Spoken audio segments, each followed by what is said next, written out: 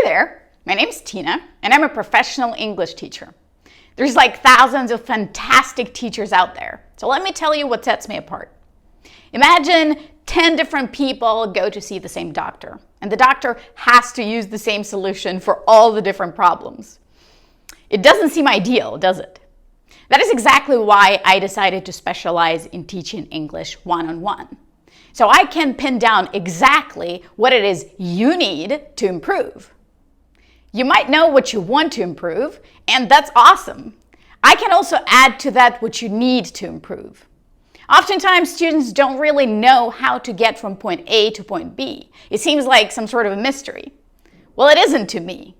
I can pin down exactly what you need and provide you the clear steps that you need to take to get to your desired level. This does not mean that I reinvent the wheel. I use the communicative approach as the foundation of my teaching. So help you develop your reading, listening, writing, speaking, along with enriching your vocabulary and improving your grammar. I use effective techniques such as focusing on chunks instead of separate words. I always provide you feedback. Imagine playing golf. You hit the ball and it just doesn't go where you want it to go. But then you have a professional trainer by your side who can tell you, hey, do this and this instead. And then you hit the ball and it goes exactly where you want it to. So this is sort of similar. I educate myself on what the neuroscience of language has to say. And based on that information, I adjust my techniques. For example, do you sometimes feel like you learn a new phrase and you just can't remember it the next day? Or maybe you learn the new phrase and you understand how to use it and you seem to remember it the next day, but then you just can't remember it when you need it. It doesn't come to your mind. Well, there's a very easy explanation for that. When you learn something, first it goes into your working memory. This is where new information doesn't stay for a long time. So if the next day you don't remember it, it means it was here and it just slipped. Now it's gone.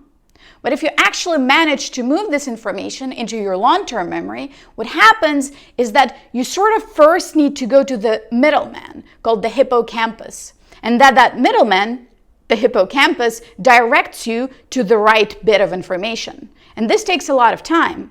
The reason this happens is that when you learn something new, it's not organized properly. So what you need to do to make this information automatic and help it come to your mind when you need it is to remove the need for the middleman. So how do you do that? You do that by learning and practicing the right way. There's always more than one way to get the same result, right? But sometimes one way is much faster. And by understanding the neuroscience of language, I'm able to offer you much faster solutions. I can teach you the what it is that you need to learn to get to the level you want, the why, which is why we do certain things when we learn things, what are the better ways to do them, and the how, the ways to do this, the different approaches that work better than possibly some traditional ones. For example, memorizing lists of words is a no-go, and I'm going to explain to you why that is and what you can do instead. Learning a language is a hard task, and you will need to put in a lot of time and effort into it. But it doesn't mean that it needs to be extremely complicated, and I can offer you a more efficient way to do this. Now, let's face it, learning English is not a race, it's a marathon.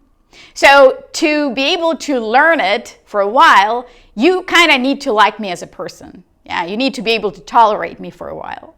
So let me throw in a few facts about me, just some random things about me outside of the classroom. First off, I know it's a cliche, but I really like traveling. I've traveled to and lived in about 35 countries, including countries like China, Colombia, Mexico, the UAE, Dubai, and many more. Hiking and camping are two things that I absolutely adore. I always bring my fox, and I don't know, those activities with my fox just kind of give my life meaning. I also absolutely adore reading. I read about 40 nonfiction books per year. I like to read about things like communication methods, how the brain works, different medical books for the general public, sex, cultural differences, all sorts of topics. I'm also big into skydiving. I sometimes enjoy shopping and cooking. I hope that by now you sort of have a somewhat clear picture of what I can offer you as a teacher and as a person. And I'd be thrilled to have an opportunity to help you improve. I hope to see you soon.